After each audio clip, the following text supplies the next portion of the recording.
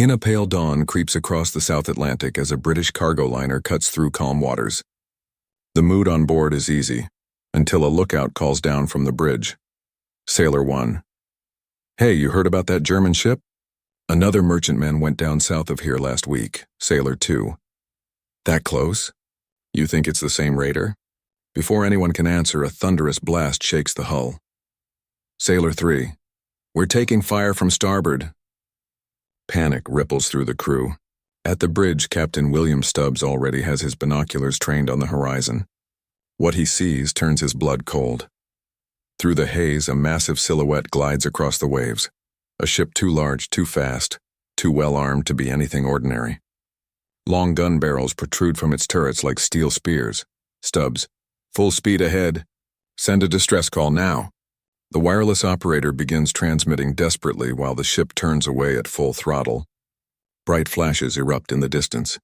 Shells crash into the sea around them, sending columns of water into the air. Radio officer, they're signaling us to stop transmitting.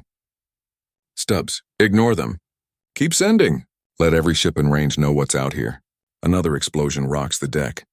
Stubbs raises his binoculars again and finally recognizes the enemy. Stubbs, it's the Admiral Graf Spee. Tell them that. Pocket Battleship Graf Spee. The message goes out, but the Doric Star has no hope of escape. Within minutes, the German cruiser closes in, its guns locked on target. Realizing further resistance will only get his men killed, Stubbs lowers his hand. Stubbs, cut the engines. Cease transmission. It's over. The British crew surrenders. German sailors board, strip the vessel of supplies and set demolition charges. Moments later, Stubbs watches from the deck of the Graf Spee as his ship, the Doric Star, erupts in flames and sinks beneath the waves. The man in command of the German raider, Captain Hans Langsdorff, observes the destruction through binoculars. He nods to his men. Good work. Efficient as always. To his officers, this is routine, another prize claimed by their ship's deadly efficiency. But Langsdorff is no ordinary raider. He treats prisoners fairly, keeps his word, and seems uncomfortable with unnecessary cruelty. Below deck, Captain Stubbs and his captured crew sit silently in their cell, the vibrations of the engines and distant cannon fire echoing through the hull. Far away, those last desperate transmissions have been received. Commodore Henry Harwood reads the latest message from the Doric Star and frowns. Under his command are the heavy cruiser Exeter and the light cruisers Ajax and Achilles. They have been hunting the Graf Spee for weeks with no success. Harwood, he's sinking ships near South Africa. That means he'll move for South America next. The River Plate. That's where he'll go. Officer, you think he'll target the shipping lanes there? Harwood, he's predictable. That's his mistake. Harwood issues orders immediately. Harwood, set course for the River Plate estuary. We'll wait for him there. The British ships alter course, unknowingly steering straight toward one of the most dramatic naval duels of the war. For days, the British squadron has been patrolling the wide estuary under sweltering summer heat. On board Exeter, Captain Frederick Secker. Bell watches his men go through their routines. It's been tense waiting.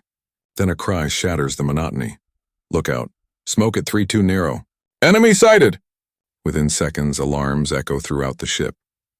Bell. Action stations. Load semi-armor-piercing shells. Let's see what we've got. As the British cruisers turn toward the sighting, a black shape slowly emerges on the horizon. A massive hull, 2 heavy gun turrets, it's unmistakable. Bell. That's her. Pocket battleship sighted. Signal Harwood. Radio crackles aboard the Ajax. Exeter reports visual contact. Pocket battleship confirmed. Harwood doesn't hesitate. Harwood. All ships, attack immediately. Exeter approaches from the south. Ajax and Achilles swing wide to the east. Surround her! The hunt is over. The battle begins. Bell. Range 6 miles. Open fire! The Exeter's 8-inch guns thunder, sending huge shells arcing through the air. Across the water, the Graf Spee answers. Its 11-inch main guns erupt, each blast shaking the ocean itself. A wall of spray towers near the Exeter. The next salvo lands closer. Gunnery Officer Jennings. They've found our range, sir. Bell, in, keep firing. Don't let up. Shells rain down, Shrapnel tears across the deck. The British cruiser shakes under the impacts but returns fire with grim determination. One round strikes the Graf Spee, damaging an anti-aircraft mount, but it's barely a scratch. Deep inside the German ship, Captain Stubbs feels every distant impact reverberate through the steel hull. He realizes the British have come for revenge. On Exeter's bridge, chaos reigns. An enormous blast tears through the control tower. Captain Bell is thrown to the floor, dazed but alive. Around him, men lie still. Bell, hoarse. "Get me damage reports." "Where's communications?" "Officer, gone, sir." "Radio's destroyed." Bell wipes blood from his face and climbs to his feet. Bell. "Then we do it the old way. Runners only. Find every department, tell them the captain's in command aft." Sailors sprint through smoke and flame, carrying handwritten orders.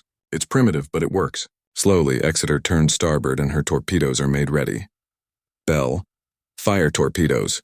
The tubes hiss and 4 white trails streak across the ocean, but the Graf Spee evades easily.